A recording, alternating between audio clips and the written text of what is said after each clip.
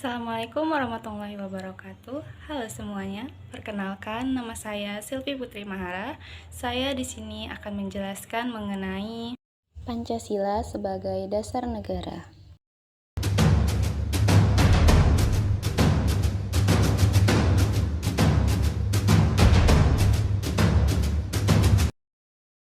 Pancasila adalah dasar negara Indonesia. Nama ini terdiri dari dua kata dari bahasa Sanskerta, yaitu panca berarti lima dan sila berarti prinsip atau asas. Pancasila merupakan rumusan dan pedoman kehidupan berbangsa dan bernegara bagi seluruh rakyat Indonesia. Pengertian dasar negara terbagi menjadi dua, yaitu etimologis dan terminologis. Secara etimologis, ground norm atau norma dasar, Reksaidi atau cita hukum, Starsaidi atau cita negara, dan filosofi Grundslag atau dasar filsafat negara.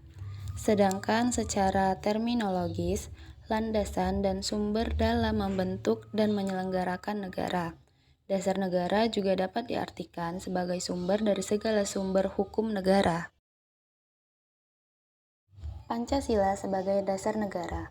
Menurut Darmo Diharjo, filosofi Grundslag dari negara, ideologi negara, Starsaidi, dalam hal tersebut Pancasila digunakan sebagai dasar mengatur pemerintah negara atau dengan kata lain, Pancasila digunakan sebagai dasar untuk mengatur penyelenggaraan negara.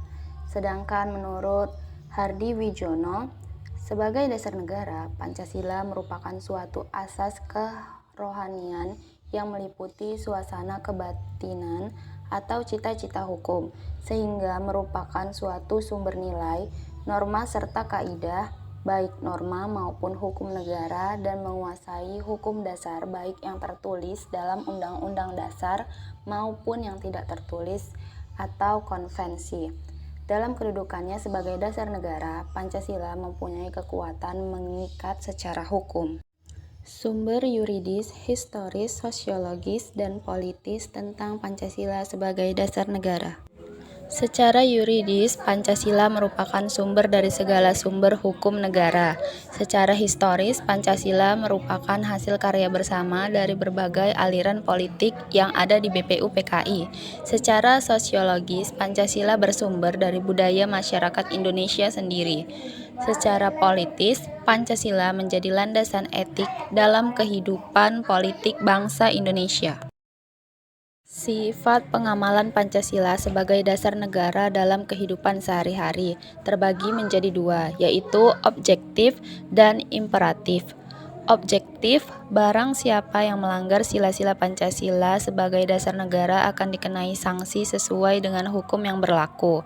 Imperatif artinya mengikat dan memaksa semua yang ada di dalam wilayah kekuasaan hukum negara Republik Indonesia untuk melaksanakan, mewariskan, mengembangkan, dan melestarikannya sebagai norma tertinggi dalam negara serta sumber dari segala sumber hukum bangsa Indonesia. Dinamika dan tantangan Pancasila sebagai dasar negara.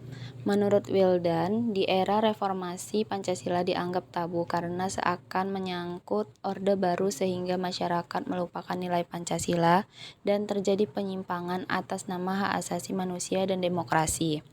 Untuk itu, pendekatan indoktrinasi tidak sesuai lagi untuk menumbuhkan kesadaran berpancasila, namun pendekatan edukatif, rekreatif, reflektif, futuristik, aplikatif, fungsional, serta pendidikan multikultural.